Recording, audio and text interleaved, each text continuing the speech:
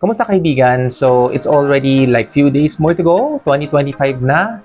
Marami na mapag-uusapan dito. Alam mo na siguro ang Pantone color natin, di ba? Pero hindi natin malalaman talaga what future lies ahead of us. Because as much as we really wanted to make sure na everything is according to our plans, pero ang hirap, no? Ang hirap talaga natin malaman. Kasi may mga bagay na sadyang minsan hindi natin pinaplano pero nangyayari. Pilit man nating iniiwasan pero nandyan, di ba? Kahit anong pag-iiwas mo, nandyan pa rin yung mga problema.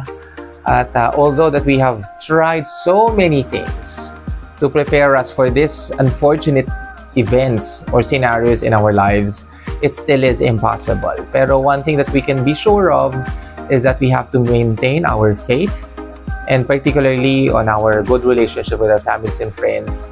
Pero alam niyo po, wala talagang perfect na tao. Kahit nga po ipagpilitan natin na maging mas matalino ka pa, o let's just say na scholarly, diba, student ka pa. But the thing is, hindi pa rin talaga natin malalaman kung paano nga ba mabuhay ng tama. We can still make a lot of mistakes, but what can we do is just keep on learning. Pero at the same time din kasi, no, kailangan nating maging siguro mas wais at we have to find out how can we really make ourselves more part of a solution rather than be a problem. Madali po kasi magpasikat online pero sa totoo lang, hindi natin kontrolado ang emosyon, ang pananaw ng bawat tao sa lipunan. At minsan, kung ano po yung popularidad na opinion, hindi naman natin masasabi na yun ay tama o practical. Kasi kanya-kanya pa rin po tayo, no? It would still refer to our values, to our character, at mahirap. And a lot of people are already saying motivational speakers or inspiring people. Pero alam mo, kanya-kanya pa rin talaga yan ang diskarte sa buhay eh. Pero one thing that we could do is, at least, di ba, we could always be true to ourselves.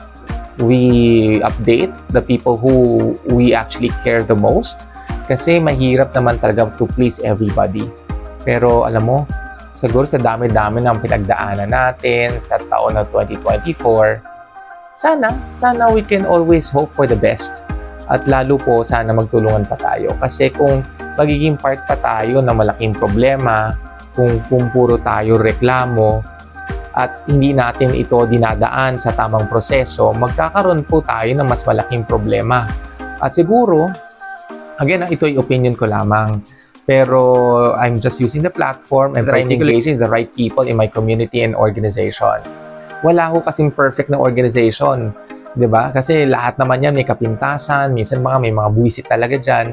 Hindi naman natin pwedeng, di ba, baliwalain ng mga yan. We can only face them, probably confront them at times, pero not to the extent that we have to exhaust our energy and our full attention, because we really have to do something else to be more productive. Kailangan maging practical po tayo sa buhay. So sa 2025, whatever lies ahead of us is that we continue to believe with the right people, yung talagang mas nakakilala sa atin, yung handang tumulong sa kagipitan, at lalong-lalo na matuto tayo magpasalamat sa lahat po ng mga tao at mga institusyon na naging bahagi ng ating buhay sa taong ito, at lalo pa po ng mga nakaraan.